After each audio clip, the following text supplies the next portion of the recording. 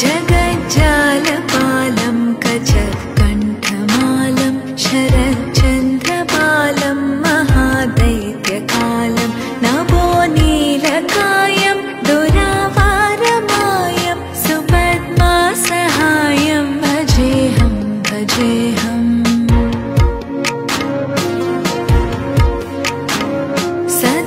सदाम्भोधिवासं गलत्पुष्पहासं जगत्सन्निवासं शतादित्यभासं गदाचक्रशस्त्रं लसत्पीतवस्त्रं हसच्चारुवक्त्रं भजेऽहं भजेऽहम्।